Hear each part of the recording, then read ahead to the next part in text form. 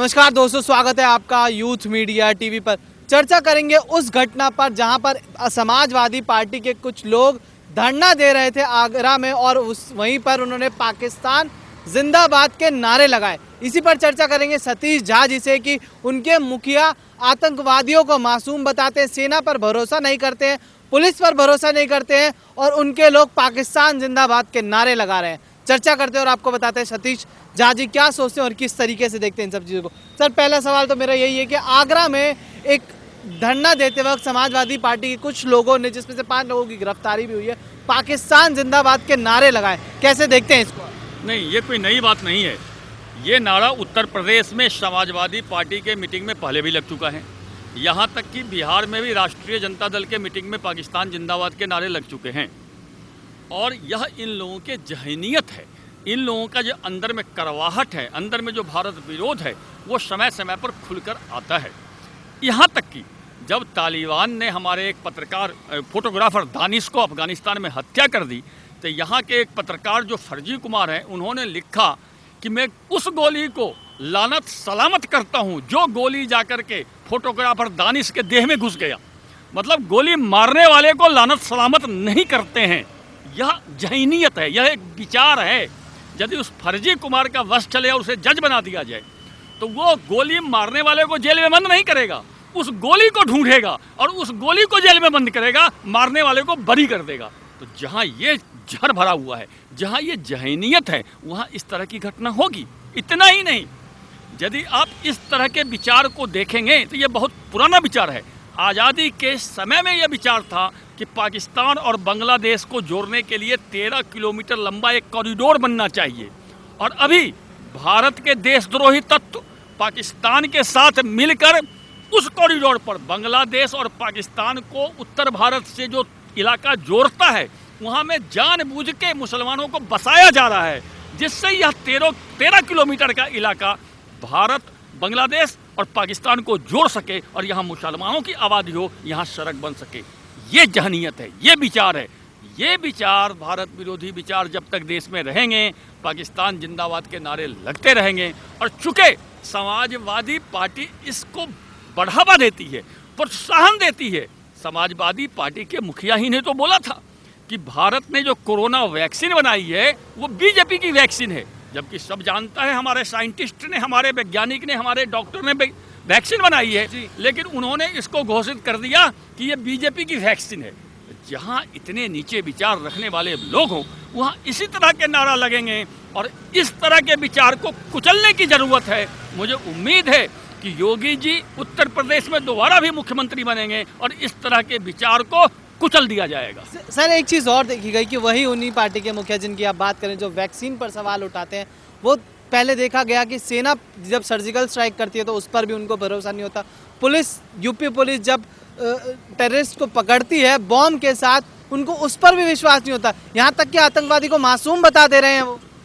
उन लोगों को ऐसी किसी बात पर विश्वास नहीं होता जो भारत के पक्ष में है। भारत विरोधी हर बात पर ये विश्वास कर लेते हैं। अब देखिए, चाइना को हमारे सेना ने खदेड़ के भगा दिया, सैकड़ों चाइनीज सैनिक को मार दिया, चीन के सैनिक को, लेकिन इनको इस पर विश्वास नहीं है। इनको विश्वास है जो पाकिस्तान जो कहता है कि चाइना भारत में घुस गया, उस पर विश्वास है। तो ये देश विरोधी तत्व का जो ये माइंड सेट है, यह माइंड सेट हमारे कुछ नेताओं में, कुछ विरोधी दलों में, कुछ राजनीतिक पार्टियों में, जनता के कुछ हिस्सों में घुसा हुआ है, जो हर भारत विरोधी भावना को उभारते रहते हैं। ज़रूरत है, अब समय आ गया है कि इस तरह के भारत विरोधी भावना को जड़ से समाप्त किया जाए। भारत सरकार कोई ऐसा एक्शन ले, और अब ले भी रही है, जिससे कि इस तरह की भावना जड़ से समाप्त हो। इन लोगों का ये परिपाटी है, देश को नीचा दिखाना, सेना को नीचा दिखाना, देश को बदनाम करना, यह इन लोगों की परिपाटी है। और इस परिपाटी में कुछ पत्रकार, जो फर्जी पत्रकार है, उनकी मिली भगत है, कुछ नेताओं की मिली भगत है। अब तो खुल गया है, चाइना से कांग्रेस पार्टी पैसा लेती थी, रंगे हाथ पकड़ी गई है। तो जब चाइना से कांग्रेस पार्टी, भारत की कांग्रेस की पार्टी पैसा लेगी, तो उसकी विचार कैसे बनेगी? देश विरोधी विचार ही बनेगी। तो ये तो खुल गई ये बात, जो ढकी छुपी बात है। ऐसे सैकड़ों लोग हैं जो विदेशी फंडिंग में पलते हैं। अभी एक न्यूज पोर्टल पकड़ा गया है कि 30 करोड़ रुपया चाइना से लिया है, अभी पकड़ा गया है, ईडी ने छापामारी किया है। तो जो जिसको चाइना पैसा देगा, वो आदमी चाइना की पक्ष की बात करेगा, आपकी पक्ष की थोड़ी ना बात करेगा। तो भारत विरोधी भावना भड़काने के लिए विदेशी फंडिंग होती है और समय समय पर पकड़ी जा रही है। अब तो पकड़ी भी जा रही है, पहले तो पकड़ी भी नहीं जाती थी। इन लोगों की पोल पट्टी खुल रही है और जब तक वो फंडिंग लेते रहेंगे ये लोग, भारत सरकार उसको बंद नहीं करेगी, तब तक ये भारत विरोधी भावना, हिंदू विरोधी भावना, सेना विरोधी भावना ये लोग करते रहेंगे। जी सर, यूपी में जनसंख्या नियंत्रण कानून भी लेकर आया जा रहा है, इसको कैसे देखते हैं? पर इसका भी विरोध किया जा रहा है पुरजोर तरीके से, इस पर क्या कहना चाहेंगे? देखिए, इसका विरोध क्या कुतर्क किया जा रहा है। ये चाइना का उदाहरण देंगे, ये दूसरे देश का उदाहरण देंगे, ये नहीं बताएंगे कि चाइना का क्षेत्रफल भारत से 3 गुना बड़ा है।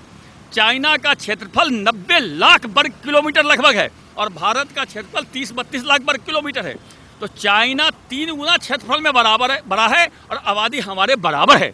तो चाइना से यदि हम तुलना करें तो भारत की आबादी अभी जितनी है उससे 3 गुना कम होनी चाहिए, तब हम चाइना से तुलना करेंगे। तो ये लोग तुलना भी ऐसे करते हैं जिसका कोई बराबरी नहीं है। आबादी एशिया की एक बहुत बड़ी समस्या है।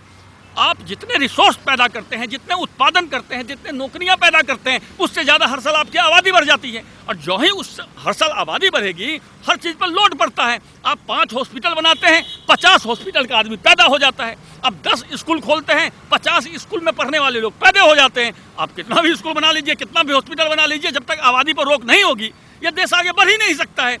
मैं 2 बच्चे क्या, मैं तो कहता हूँ भारत सरकार से 1 बच्चे पर रोक लगाई जाए। 1 बच्चे से ज़्यादा आप पैदा कर ही नहीं सकते। कोई जुर्माना नहीं, कोई चुनाव में खड़ा होना या नहीं होना, कुछ नहीं। सिर्फ और सिर्फ 1 बच्चा आप पैदा कर सकते हैं। उससे जो ही ज़्यादा बच्चा पैदा करेंगे वो आपको नहीं चलने दिया जाएगा। ऐसा मॉनिटर बनाया जाए कि बच्चा 1 पैदा हो, उसका नसबंदी कर दिया जाए, उसका ऑपरेशन कर दिया जाए, जिससे कि दूसरा बच्चा पैदा ही ना हो। यह भारत सरकार को नीति बनानी चाहिए और विरोध करने वाले विरोध करते रहेंगे। अभी मैंने देखा एक शायर, क्या नाम है उसका, मुनव्वर राना जी, वह कह रहा है कि मुसलमान 8 बच्चे इसलिए पैदा करते हैं कि 2 दंगे में मर जाते हैं, 2 बम विस्फोट में मर जाते हैं, 1 रोड पे कार से कुचल देता है, इसलिए मुसलमान 8 बच्चे पैदा करते हैं। अरे बेवकूफ़ो, जब 10 बच्चे पैदा करोगे तो दंगे में 2 नहीं 10 मरेंगे। भाई जितनी आबादी बढ़ेगी, रिसोर्स कम होगी, अन्न कम होगा, शिक्षा कम होगा, स्वास्थ्य कम होगा, ऐसे ही लोग मरेंगे। तो बच्चे एक ही अच्छे, अब ये नारा होना चाहिए और भारत सरकार को चाहिए कि भारत में 1 ही बच्चा हर आदमी पैदा करे, ऐसा नियम बनाए।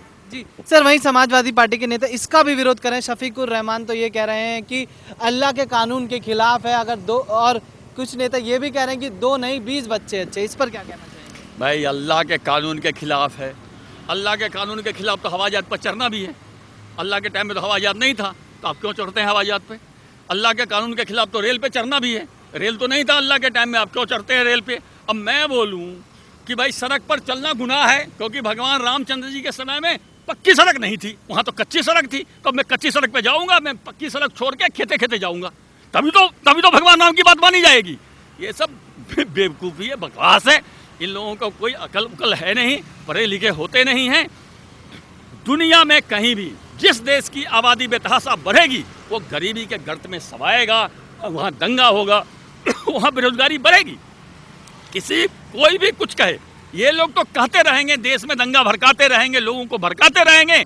भारत सरकार को 1 बच्चे का कानून लागू करना चाहिए और इन तथाकथित सेकुलरों, फर्जी लोगों का कोई बात नहीं सुनना चाहिए। जी सर, आखिर जब भी ऐसा कोई कानून आता है, चाहे वो सीए हो, चाहे वो जनसंख्या नियंत्रण कानून, तो मुस्लिम भाइयों को भड़काना क्यों शुरू कर दिया जाता है और क्यों उनको टारगेट किया जाता है और ऐसा क्यों करा जाता है कि ये चीज़ें उनके खिलाफ हैं? क्यों ऐसा होता है? देखिए मैं बताता हूँ, दुनिया में कहीं भी अल्पसंख्यक जो समुदाय होता है उसकी एक प्रवृत्ति होती है। अभी मैं मुसलमानों पर आऊँगा। दुनिया में कहीं भी अल्पसंख्यक समुदाय हमेशा एक ग्रसित रहता है एक हीन भावना से कि कहीं हम पे जुल्म ना हो, कहीं हम पे जुल्म ना हो। तो हम अपने को हमेशा पीड़ित साबित करना चाहता है। तो चूंकि मुसलमान भड़क जाते हैं इसलिए भड़काया जाता है। यदि मुसलमान कल से भड़कना शुरू कर दे तो कोई भड़का नहीं सकता है उनको, लेकिन उन्हें पता है कि मुसलमान भड़केगा, इसीलिए भड़काया जाता है। आपको याद होगा शाहरुख खान ने भी बोला था यदि मोदी आ जाएगा तो मैं देश छोड़ के चला जाऊंगा। कहाँ चला गया? आमिर खान ने भी बोला था कि मेरी पत्नी कहती है ये देश रहने वाला नहीं है, विदेश चला जाऊंगा। कहाँ चला गया? अभी मुनव्वर राना ने भी बोला है यदि योगी दोबारा आ जाएगा तो मैं उत्तर प्रदेश छोड़ के चला जाऊंगा। मैं तो मुनव्वर राना से अनुरोध करता हूं कि भाई साहब अभी छोड़ के चले जाओ, क्योंकि योगी दोबारा आने ही वाला है। वो योगी दोबारा आ ही रहा है। अब देखो एक किसान देता है राकेश टिकैत, कहते देश में युद्ध होगा, गृह युद्ध होगा। 9,000 वोट नहीं आता है, 2 बार खड़ा हुआ है, जमानत जब्त हो गई है, लंबी लंबी बातें छोड़ रहा है। तो ऐसे देश में लोग हैं, इन लोगों पर ध्यान नहीं देना चाहिए। ये लोग ऐसे ही बोलते रहेंगे, सरकार को अपना काम करना चाहिए और एक बच्चे का कानून देश में लागू करना चाहिए। राकेश टिकैत की बात करी सर, तो राकेश टिकैत तो इस बार चुनाव लड़ने की भी बात कर रहे हैं, कह रहे हैं किसान नेता चुनाव लड़े। देखिए, ये लोग केजरीवाल से सीखे हैं। जैसे केजरीवाल आंदोलन करके नेता बन गया, मुख्यमंत्री बन गया, ये शुरू से इन लोगों का था। पंजाब में चढ़नी का, यहाँ पर राकेश टिकैत का कि मैं उत्तर प्रदेश में चुनाव लड़ूंगा, तुम पंजाब में चुनाव लड़ना। यहाँ बेचारे उनके जात के लोगों को ठग लिया, उल्लू बना दिया। वो लोग सोच रहे थे हमारा राकेश टिकैत है, जिंदाबाद जिंदाबाद। अब सोच रहा है साला ये ठग रहा है, ये कह रहा है चुनाव लड़ूंगा। ये पहले दिन से इनका प्रोग्राम था कि मुझे चुनाव लड़ना है, लोगों को भावनात्मक रूप से जाति के नाम पे उभारना है, जोश दिलाना है, जातों की इज्जत की सवाल है। अब बेचारा कोई भी जात को बोलिए कि मेरे जात की इज्जत की सवाल है, 10-20 आदमी पीछे लग ही जाता है कि यार बड़ी गड़बड़ बात है। अब जाट समझ रहा है कि तो ठग रहा है, तो चुनाव लड़ेगा। भाई, जो जाट ने देश के प्रति इतनी अच्छी भावना है, सबसे ज्यादा सेना में जाट है। जो अजीत सिंह को छोड़ दिया देश के लिए जो जाट, वो जाट कभी देश को कमजोर नहीं होने देगा। और इस बार भी पश्चिमी उत्तर प्रदेश में बीजेपी को अपार बहुमत आएगा। आप देखते रहिएगा और राकेश टिकैत को पता चल जाएगा कि उनके पास कितना वोट है। जैसे 2 बार जमानत जब्त हुई है, तीसरे बार भी जमानत जब्त होगी। जी धन्यवाद सर।